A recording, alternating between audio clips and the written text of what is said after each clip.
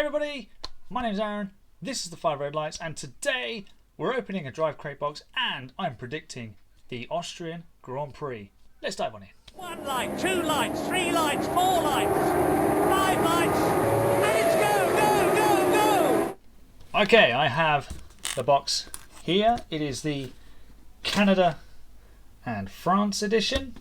Now, of course, you might also notice that everything behind me looks a little bit different, and of course, you're right to ask that. I have just twisted everything around. I've got a slightly easier and more comfortable setup at the moment.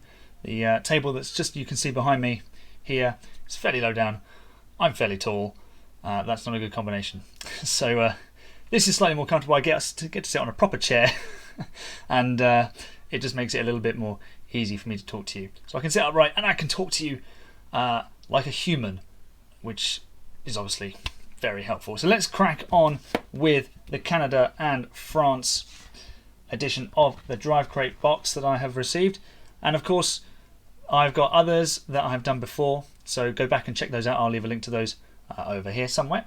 And well, this one, of course, we didn't get to go to Canada, which is really unfortunate.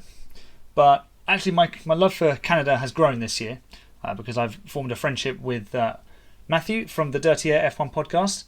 So I'll leave a link to his podcast and his YouTube site down in the description below. Go and show him some love.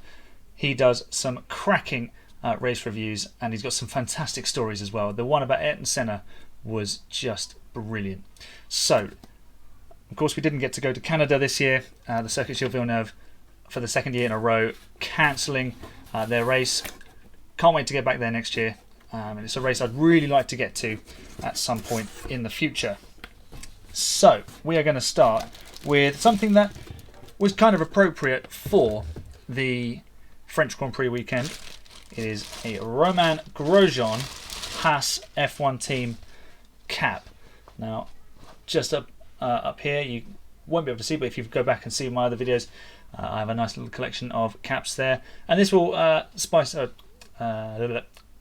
things up, but it will add some variety to the collection. I've got 2 Mercedes caps, Lewis Hamilton ones, and 2 Williams racing ones. One George Russell, one just a generic Williams team one. But this will be good for the collection. Romain Grosjean, the number 8, and I like the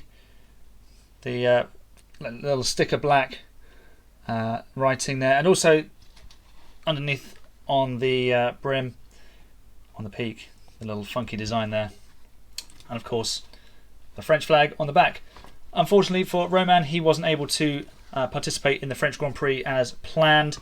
He was going to be testing or driving the Mercedes in practice. There we go. I'll model the cap for today's video. He was supposed to be driving for Mercedes in practice, but due to, I think, COVID restrictions and also his IndyCar commitments, it kind of didn't quite work out. But we do hope to see Romain in a Formula 1 car very, very soon. And if you haven't been watching the IndyCar season and how Romain's been getting on, he's been doing brilliantly for a rookie. He's regularly fighting at the front. He almost won the Indy Road Course a couple of weekends before the Indy 500, lost out to Rinus VeeKay. And this is the first time I've really made an effort to follow IndyCar. It's been on Sky Sports F1, not always convenient times. Some of them are very, very late, and I obviously work during the week, so it's not always feasible to be staying up so late on a Sunday night to view it. But keeping up with it is, really important to me, and I've been helped in that by the guys at F1 Fanatics and IndyFanatics, Mike and Stephen. So go and follow them as well. This seems like a video of shout-outs, but these are all people and other content creators who, if you haven't come across them already, they're brilliant, they're wonderful, they've been super helpful for me on my journey this year, and forming some really good friendships with them. So, Romain Grosjean hat to kick us off. Now, that's something from France, and let's have something straight out of Canada. A little sort of a sign. It looks like a license plate, a number plate on the back of a car. Of course, it is Lance Stroll. It is the Canadian maple leaf on the back. And of course, this is from Circuit Signs. Not heard of them, but I'm going to give them a little deeper dive and check them out, because this looks really cool. And it'll go nicely on the wall somewhere. Probably not on one of these walls. My mother-in-law will probably skin me alive if I do that. But that looks pretty cool though. And also, I think my brother would like this. He is a huge Lance Stroll fan. So Tobias, if you're watching this, leave a like for that. Of course, my brother is not a Lance Stroll fan at all. So, yeah. I'm a Lance Stroll fan. I've been persuaded over the last year and a half. His performances have been excellent. He's continuing to do the job this year, even alongside a 4-time world champion. And we have the now customary track art, the miniature track art, and this one is Paul Ricard, which amazingly produced an exciting race. Although that would be because Mercedes weren't just running away with it at the front. Max and Lewis going hammer and tongs at it after their pit stop was great viewing, and I'm actually looking forward to going back to Paul Ricard next year. So, you know, the tracks aren't always bad. It does help if there's a competitive element to each race, and Paul Ricard has just proven that. And we've seen that at Budapest before. If there are two cars that are close together on pace, it's an exciting race. If all the cars are spread out, then it becomes a little bit processional. Moving on to our next item, we have a nice little pin badge from Across the Line. We've got a couple, I've got a couple more items from them. A keyring, I think it's Giovinazzi helmet, and another pin badge somewhere. I can't remember which one it was, but that looks pretty cool. That is the McLaren of Alain Prost. I think that would be the 88 McLaren, so that's the MP44, the all-conquering 15 wins out of 16 races McLaren that he is driving in that image. And of course, that was when they were racing at the old layout of Paul Ricard. I saw a picture of that layout from the 80s and early 90s on Twitter, and I thought, wow, they had so much opportunity to do something brilliant with the circuit, and much of the final sector is still the same. And they've kind of extended from, so where they turn into the chicane at turn 1 now, they turned right and kind of cut through to where the chicane is now. But it's not the best thing that they could have done. They could have gone a lot further with their revamp of the circuit. But then, of course, competitive racing breeds good viewing. So who am I to judge?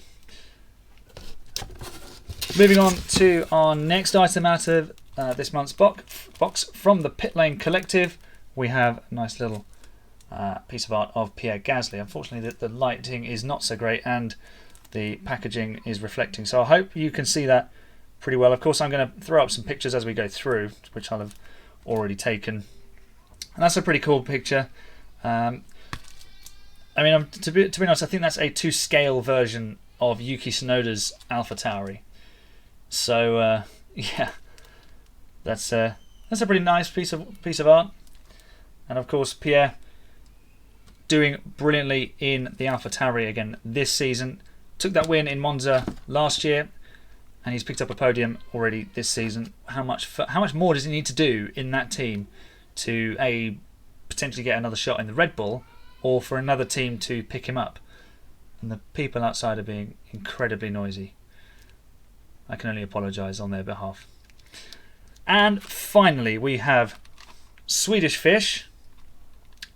I think I've heard of these, but I've never tried them. And I'm looking forward to it. So, just looking at the back, am I getting red? You might not find that funny, but that's the sort of joke that I find very amusing. I have a very wide sense of humour, and sometimes it's a bit dry, I've been told.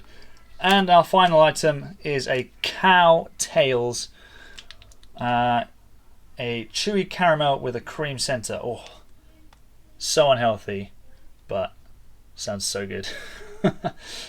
So worth it. I'm assuming this is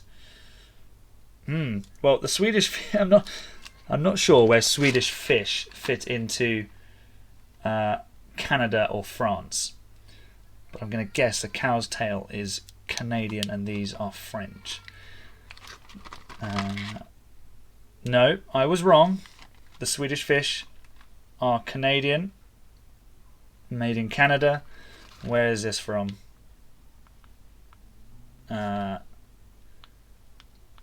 produced in the USA. Okay, so they're probably both Canadian. I was wrong. Or as Murray Walker would say, I was just very much mistaken. So that is the DriveCrate unboxing for June. Just checking the the leaflet for June, Canada and France. The next edition is July, and of course it's Great Britain and Hungary. They seem to have missed out Austria, because I think Austria is kind of straddling June and July, because there was one last weekend in June and now this weekend is July. So Austria's kind of missed out, but that's fine, because Great Britain and obviously Silverstone and Hungary will probably produce something quite interesting in that box. I love these boxes. They're fantastic. If you want to get one, head to getdrivecrate.com. I'm only doing this off my own back. I'm not being paid by DriveCrate to market these or anything. This is just me wanting to share with you all these fantastic goodies that I'm receiving. £30 a month. I don't know what that equates to in dollars or euros, and I'm sure they ship abroad, but if they don't, then just get in touch with them. They're super helpful. They're really clear with their communication and their customer service.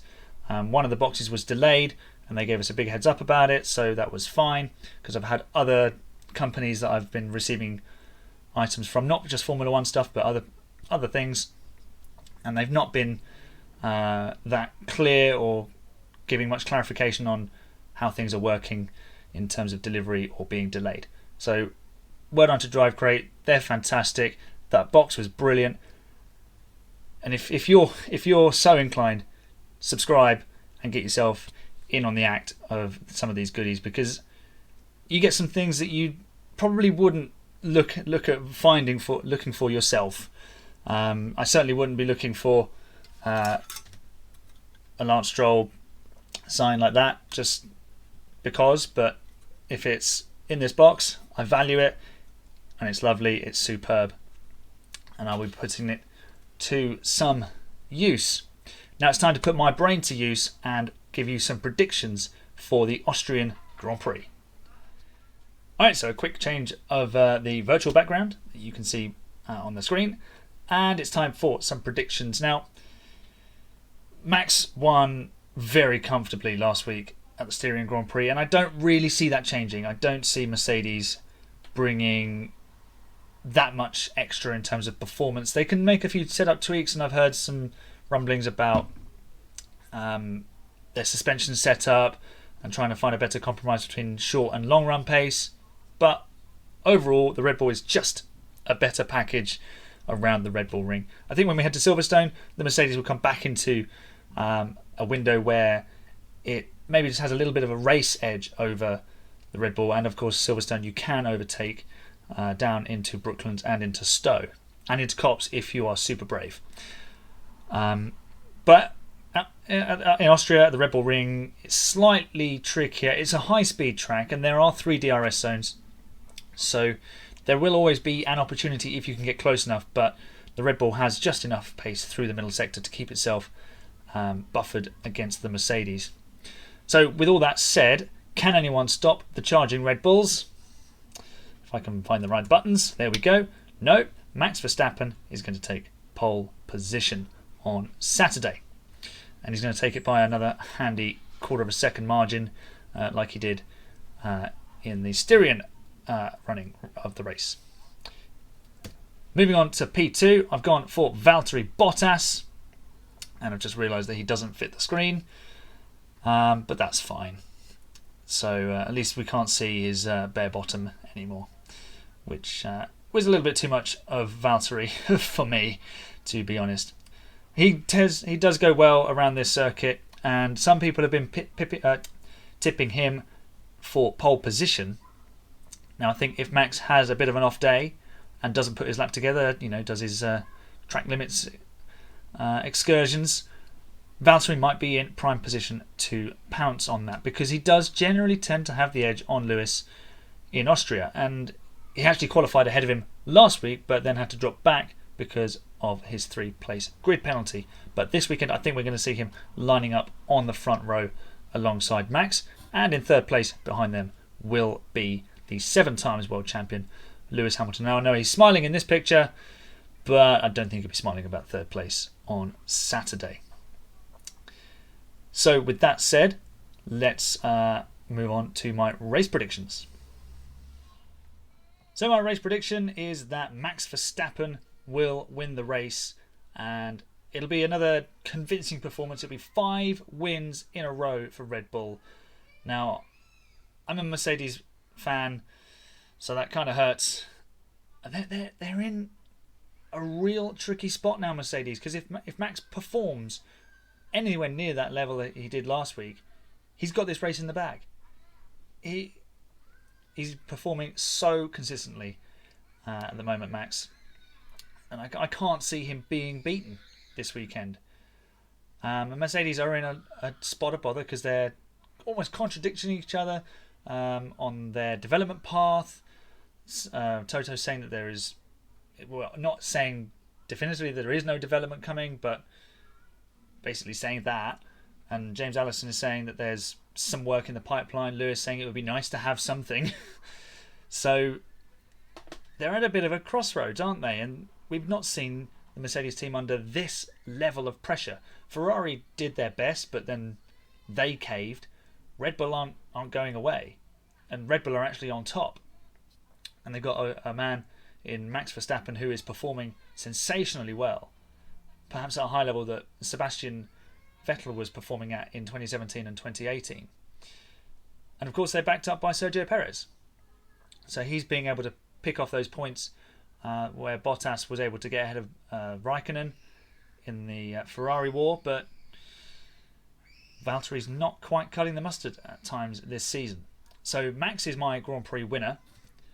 I've got Lewis Hamilton in second. Now I know I've tipped him to start in third, but I think he'll either get ahead of Bottas at the start, or Mercedes are going to have to play the team order game, because let's be honest, they want to win this World Championship. Whether they're developing the car or not, they want to win this World Championship, and so does Lewis. So at some point they've got to decide that they're prioritising Lewis. Valtteri, if he's not winning I've said this before, if he's not winning the race and Max is winning the race, he has to move over. I know it's early, it's only round 9, and there's still a lot of racing to go, and a DNF can change everything, but you cannot count on that.